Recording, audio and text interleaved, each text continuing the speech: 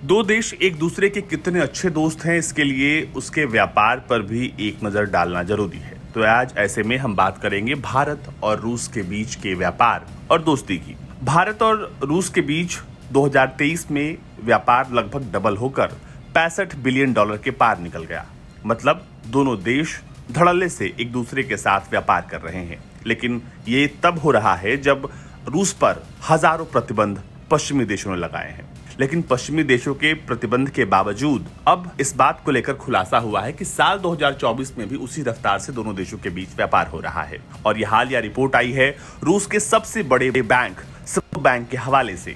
बताया गया है कि तकरीबन 90% पेमेंट्स जो हैं वो तुरंत घंटे भर में उन्हें एग्जीक्यूट किया जा रहा है और उन्हें उनके फाइनल प्रोसेस तक पहुंचा दिया जा रहा है। रूस के स्बेर बैंक के डिप्टी सीईओ अनातोली पोपोव के हवाले से कहा गया है कि भारत के साथ रूस का व्यापार तेजी से बढ़ रहा है और द्विपक्षीय भुगतान को बिना किसी के परेशानी के प्रोसेस किया जा रहा है। यहाँ तक कि 90% पेमेंट्स जो हैं वो उन्हें कुछ घंटे में पूरा कर लिया जा रहा है और इससे व्यापार में और ज्यादा तेजी आई है। डिप्टी सीईओ अनातोली पोपोव के मुताबिक भारत और रूस के बीच किसी भी तरह की हैम्परिंग नहीं आ रही है। ट्रेड बिल्कुल बेहतर है, रिश्ते बिल्कुल अच्छे हैं और यहाँ तक कि जिस बैंक की हम आपको बात बता रहे हैं वो बैंक रूस से भारत आने वाले तकरीबन 70% एक्सपोर्ट्स के पेमेंट्स को खुद संभालता है और ये रूस का एक बहुत बड़ा बैंक है।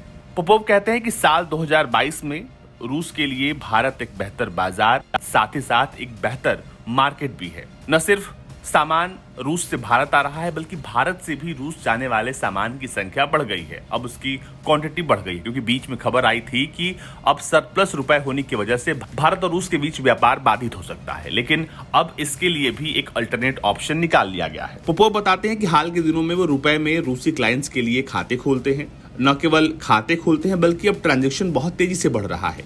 स्बेर बैंक का ब्रांच दिल्ली और मुंबई में है। यहाँ तक कि उनका एक आईटी सेंटर बैंगलोर में भी है जो लगातार बिना रुके सेवाओं को जारी रखा जाए इसके लिए काम करता है। इसके अलावा इस बैंक ने बीते कुछ सालों में अपने स्टाफ की जो संख्या है वो बढ़ा दी है। उनके मुताबिक तकरीबन स्टाफ की संख्या में 150 तक बढ़ोतरी हुई है। यहाँ तक कि बैंगलोर में इस खास बैंक ने 300 आईटी प्रोफेशनल्स को हायर किया है ताकि दोनों देशों के बीच जो ये प्रोसेस चल रहा है ट्रांजैक्शन को लेकर वो बिल्कुल बिना रुके चलता रहे। स्बेर बैंक के डिप्टी सीईओ कहते हैं कि स्विफ्ट सिस्टम से रूस को अलग थलग करने के बाद, हजारों प्रतिबंध लगाने के बाद भारत के साथ ट्रांजैक्शन या फिर भारत के साथ लेन देन करने में अब तक उन्हें किसी भी तरह की समस्या नहीं आई है। स्बेर बैंक भारतीय पेमेंट सिस्टम और इंटर बैंक सिस्टम्स के साथ मिला हुआ है और वो मिलकर साथ काम कर रहे हैं।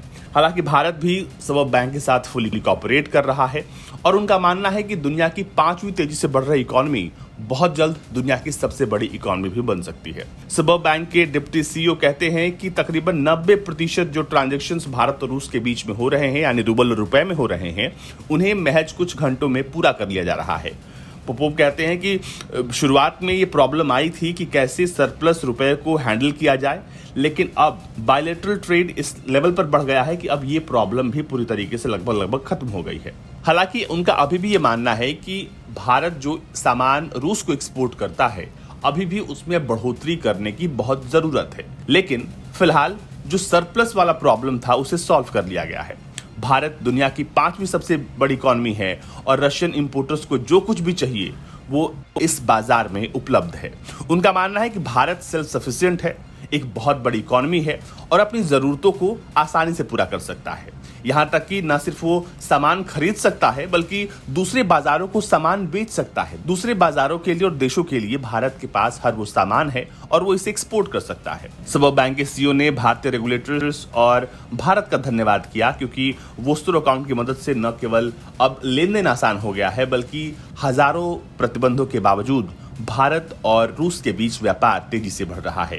उन्होंने कहा कि रुपए से रूबल के कन्वर्जन को भी अब आसानी से इसे इंप्लीमेंट कर दिया गया है और अब इसमें किसी तीसरे थर्ड पार्टी करेंसी की जरूरत नहीं है। आमतौर पर पहले आपको रुपए से डॉलर लेना होता था, फिर डॉलर से आप रूबल में कन्वर्ट करते थे, लेकिन अब आपके पास सीधी सुविधा है कि आप रुपए से सीधे रूबल ले सकते हैं। अब आपको बता दें कि इसकी वजह से भारत और रूस के बीच व्यापार तेजी से बढ़ा ही है, साथ ही साथ अब 2024 में ये नए आयामों को छू सकता है। आपको बता दें कि आर्थिक पाबंदियां लगने के बाद भारत रूसी कच्चे तेल का प्रमुख खरीदार बन गया। उसके चलते साल 2023 में व्यापार लगभग डबल होकर $65 बिलियन के पार निकल गया। पोपोव ईस्टर्न इकोनॉमिक फोरम से पहले रॉयटर्स से बात कर रहे थे और बात करने के दौरान उन्होंने ये तमाम बातें बताई और कहा कि 2022 में परिस्थितियां बदलने के बाद भारतीय बाजार में रूसी कंपनियों की दिलचस्पी बढ़ी है, क्योंकि भारतीय बाजार ने उन्हें विकल्प दिया है। भारत के साथ रूस का व्यापार बढ़ने से स्बर्ब बैंक को भारत में अपने कर्मचारियों की संख्या तो बढ़ानी पड़ी, साथ ही साथ अपने ऑपरेशंस को और बड़ा करना पड़ा है। आपको बता दें कि अनातोली पोपोव जिस वोस्ट्रो अकाउंट की बात करते हैं वो एक खास तरह का अकाउंट है जिसका इस्तेमाल आमतौर पर दो देशों के बीच लेन देन के लिए होता है। आइए समझाते हैं आपको कि आखिर ये वोस्ट्रो अकाउंट क्या होता है। वोस्ट्रो लैटिन शब्द वोस्टर से लिया गया है जिसका अर्थ होता है तुम्हारा, यानी भारत में रखे गए विदेशी बैंक के अकाउंट को ये दिखाता है। वोस्ट्रो अकाउंट एक ऐसा अकाउंट है जिससे घरेलू यानी डोमेस्टिक बैंक किसी दूसरे देश में विदेशी बैंक के रूप में रखते हैं, लेकिन इसमें घरेलू बैंक की ही मुद्रा या करेंसी होती है। घरेलू बैंक इसका उपयोग उन ग्राहकों को इंटरनेशनल बैंकिंग सर्विस देने के लिए करते हैं। ये वो लोग होते हैं जिनकी ग्लोबल बैंकिंग जरूरतें होती हैं। ये एक तरह की करस्पॉन्डेंट बैंकिंग की एक अलग ब्रांच है जिसमें एक बैंक शामिल होता है जो वायर ट्रांसफर की सुविधा देता है, व्यावसायिक लेन देन करता है, सेविंग्स रखता है और दूसरे बैंकों की ओर से दस्तावेज इकट्ठा करता है। ये इंटरनेशनल ग्राहकों को सुविधा देता है कि वो आसानी से विदेश में रहकर भी रुपए में ट्रेड कर सकें।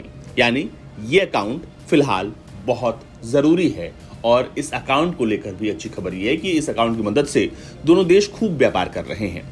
ब्यूरो रिपोर्ट, भारत तक।